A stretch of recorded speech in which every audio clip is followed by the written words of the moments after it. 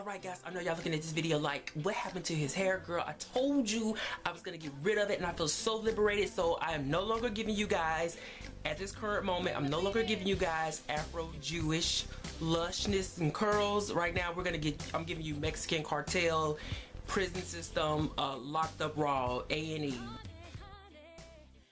Okay, so anyway guys, I'm gonna make this video quick for a very important reason. Like, it is so important, it's so die-hard important, and the story really is quite simple. My local neighborhood Kroger's, I call her Miss Kruger's, you know, I was going up in there, I was just pumping it in there like, let me go get my stuff for my baked spaghetti, girl, my mozzarella cheeses, my organic spaghetti strings, my organic pasta mix, all that stuff. You know, I'm trying to do organic, but anyway, it costs enough, but we still gonna try. But I was just pumping to do Miss Kruger's. I was like, you know what, I'm gonna go by the book section, because whoever the hell they have working there, they tend to put out new releases a couple days early, the weekend before. And sure enough, I went there and I found J.D. Robb's Brotherhood in Death. Do you not know, let me tell you, I was, you know what, I kept my composure, but I was like, look, I'm ready to tear this store up, because whoever they have working there put this book out early. It's supposed to come out Tuesday. So with that being said, I'm gonna make this video quick because I'm ready to start reading it right now. I don't want to wait till Tuesday. I gotta file my taxes Tuesday. So anyway guys, this is just gonna be a wrap up. Now, normally when I do a wrap up, well, first, I haven't done a wrap up in forever, but normally when I do a wrap up, I usually have a written review to coincide with the actual presentation of the book. In this case, I only have 2 written reviews. I'm behind, you know how that goes, girl, let me tell you. But I'm gonna go ahead and show these books anyway, so if I be speeding through them, just understand that, you know, I just want to make sure that I touch base with you guys before the end of the month, and before we move on into February, where all the Black History books is gonna start coming about and stuff like that. You know how that goes. So the first book that I ended up reading this month was IQ 84. It's not IQ Troi, it's not IQ. So the first book that I read this month was 1Q 84, Denise, by Haruka Murakami. I read the first book, as I guys showed you in my update video, which is probably about right here. And the second book, I'm reading each book 1 month at a time, something like that. But anyway, I read the first book, book 1.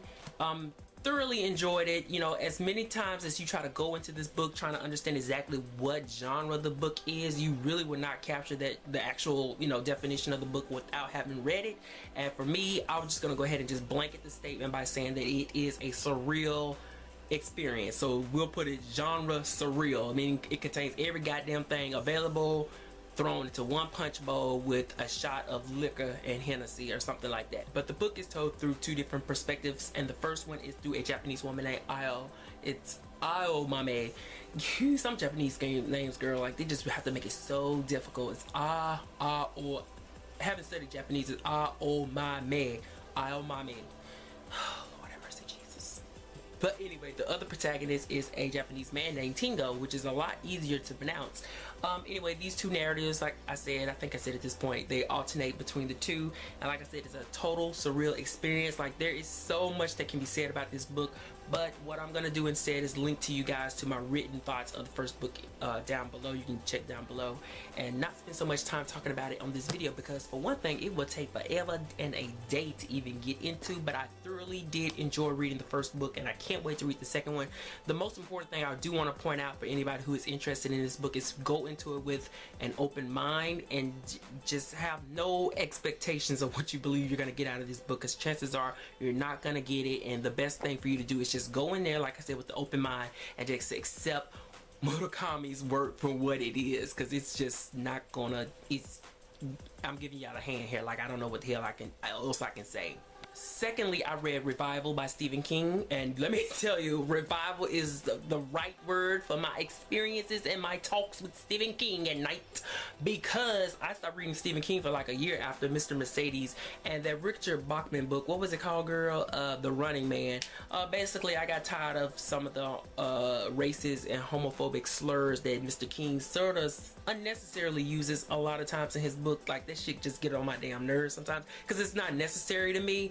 And but which is funny, because previous to my reading Mr. Mercedes and The Running Man, I don't think I ever kind of recognized it. I just, you know, enjoyed his book. But anyway, after reading this book, I was like, you know what, you giving me like some a bad taste in my mouth for your books right now, so I'm not gonna read anything. But I went ahead and waited a year, and as you guys know, I hauled this video at the beginning of this last summer. I finally got a chance to read it, and it did revive my sort of taste for Mr. Stephen King. But anyway, because I get tired of holding these books up, so I had to put it down. Revival is basically a book that chronicles the story of this man named Jamie on up into his middle agehood. The book starts in the 1960s during his childhood, and it's in this area, or in this era, a decade, that he develops a relationship with this new minister that comes into his town to take over the congregation. Now, this minister, he, you know, for me, he was very likable at first, but as the book slowly progresses throughout the decades, he gets more and more neurotic and loses his mind. But that happens because of a certain tragedy that strikes his life. And what ends up happening is that after he endures this tragedy, this minister starts to question the relationship between God, between religion, between death, between the afterlife, and between life in general. And because he has so many questions about what it is that he needs answers for in each of these areas, he uses the element of lightning and electricity to sort of take peeks behind the veil or the curtains of the afterlife.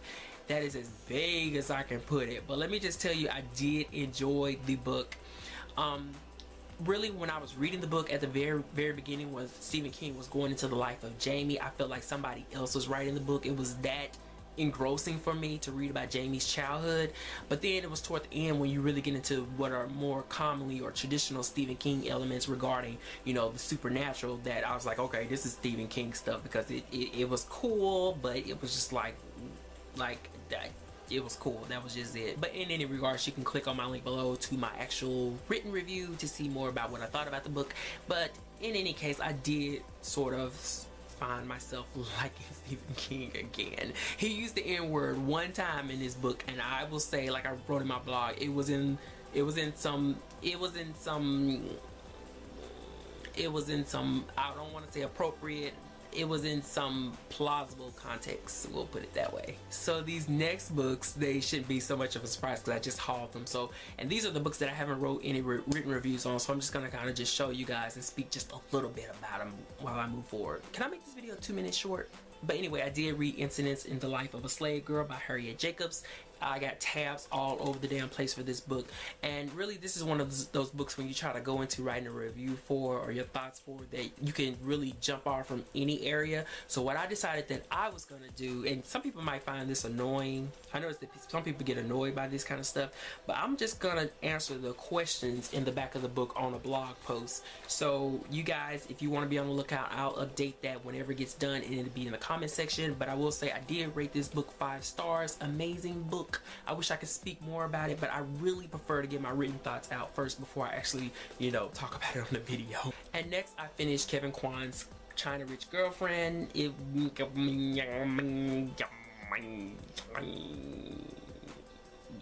okay. No, for real, for all that fussing I was doing in my last video about this book, it could have waited. It really could have waited. It could have waited. I enjoyed it, but it wasn't all that at the same time. But you know, oh my goodness, like I need to write my written thoughts out on this book as well. But what I will go ahead and leave the video off is saying that I wish that he probably would have took his time with some of the plot threads that he was, you know, working with, because there were a number of them and they needed some connectivity in the whole process, and I just wasn't getting connectivity. You know what I actually try to do is I'll get my written thoughts out, and then I'll probably try to put up a video, chop it up video, because I haven't did a chop it up video in a while. But yeah, I was fussing. Look, let me tell you, girl, FedEx got cussed out, UPS got cussed out, USPS got cussed out, Amazon got cussed out, and the person who sold me this book got cussed out, and it was not worth the damn wait. Yeah, I made a fool of myself. I'm ashamed of myself. But anyway, guys, that is all. I just wanted to make this quick video. You know how people say that I want to make this quick video, but yeah, I want to make a quick video and just sharing you guys my wrap up for January. Hopefully I'll have those written reviews done, and I can leave comments, or I can update the links down below, and then come back and maybe make a chop it up video of each of these books. Hopefully I can get to that. I really am sorry. I feel bad making this video and not having my complete thoughts out, but it's so important for me to write my thoughts out on the books before I actually talk about them on camera, because I want to make sure that I got it all together for you guys. But in any regards, I enjoyed your time. It's something. I'm gonna go back to prison now with my haircut. That's what we're gonna go to. Ciao.